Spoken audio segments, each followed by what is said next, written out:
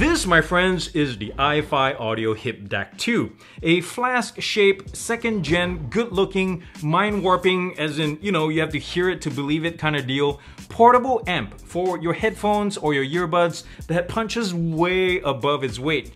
And yes, I've basically given away the ending to this review, totally spoiled it, so you might as well just stop right here. Well, actually, no, you shouldn't, because I still have to tell you why this punches way above its weight. And also because I put a lot of effort into making this video, so you better stay and watch it, dang it. So anyways, if you're ready to hear how this small little thing in my hands right now can change how you consume media in general on a daily basis, from the music you listen to, the movies you watch, or the games you play, you might want to watch the rest of this video. So let's do it after these messages.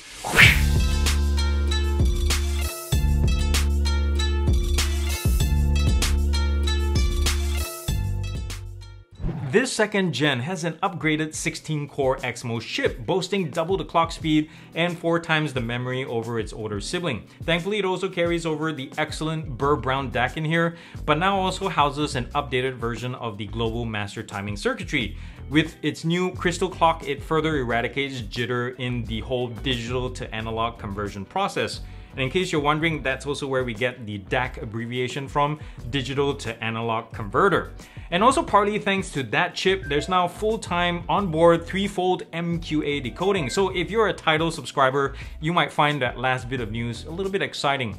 And on the other hand, if you're an audiophile, you're probably wondering why IFI sold its soul by falling for such quack Tidal marketing. If you're not sure what I'm talking about, feel free to Google it and you'll see. This might seem like a small deal, but the HIP DAC 2 also introduces more LED colors on the unit that are not just there for show, particularly the ones flanking the volume knob right here. I find them extremely useful. For example, they'll indicate the sampling frequency and audio format running through the DAC at any given time just at a glance. For example, if I'm running 44.1 kHz and 48 kHz files, they're all represented by a yellow light, or DSD256 makes the LEDs glow red, MQA files glow green, and so on and so forth.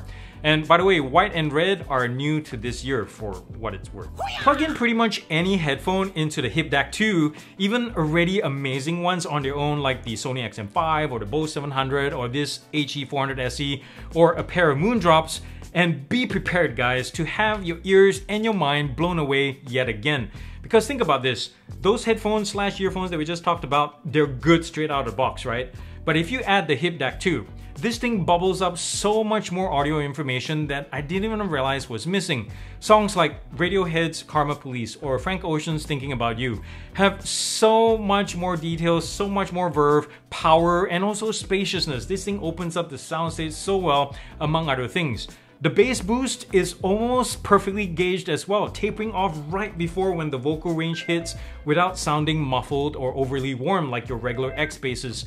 Now, let's backtrack a little bit. If you think an amp like this just makes things louder, well, in more inferior equipment, yes, you'd be right. But if you have something like this with high-end chipsets and algorithms built in, you get so much more than that, as I mentioned a second ago.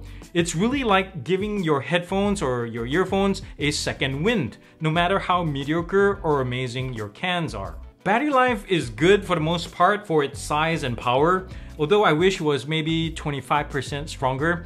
In real life, I've gotten around 4.5 to 5 hours of listening time at 50% volume with bass boost and power matching turned on while connected to a decently power-hungry Hi-Fi-Man HE400 SE. Another thing about the battery is, well, it's nice to have one. Yes, because compared to smaller inline USB powered amps like the FiO KA1 for example, any kind of amping and digital to analog conversions won't drain your phone battery, which is great for long road trips or flights.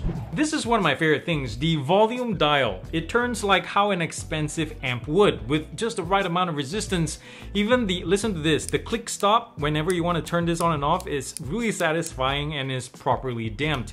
It feels like something you find on a Mark Levinson or a Lexus.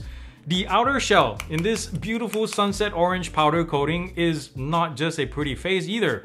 The build quality, like pretty much any or most IFI products, is spot on, with thoughtful touches like hazed out LEDs so this thing doesn't light up like a Christmas tree in the dark, and practically no flex on the body when you try to bend it or squeeze it.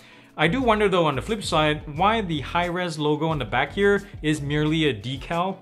While, listen to this, the power match button rattles when you shake the unit, so thumbs down to both of these things. IFI Audio also includes a generous number of connector cables for Apple, Android, PC, or gaming console users.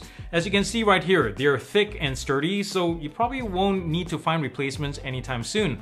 But that being said, I do prefer angled or L-shaped connectors for these, especially when you use them in close quarters, such as in this scenario when you bind this against your phone and put them in your pocket or your purse. In this kind of format or configuration, it will put a lot of stress on the connectors and your ports. Now, you can buy the still really good first gen for $50 less nowadays, and also if you like the color blue, because this new version, this is the only color you get. But in my mind, the HIP DAC 2 offers a solid value for money with more than twice the processing capability, and also not to mention a premium processor not found in the first gen that was trickled down from IFI Audio's flagship models that cost a whole lot more. Think 4 times more, in fact. Which brings me to my final thoughts, guys. If you already own the first gen, I don't see the justification to upgrade unless you have extra cash to blow.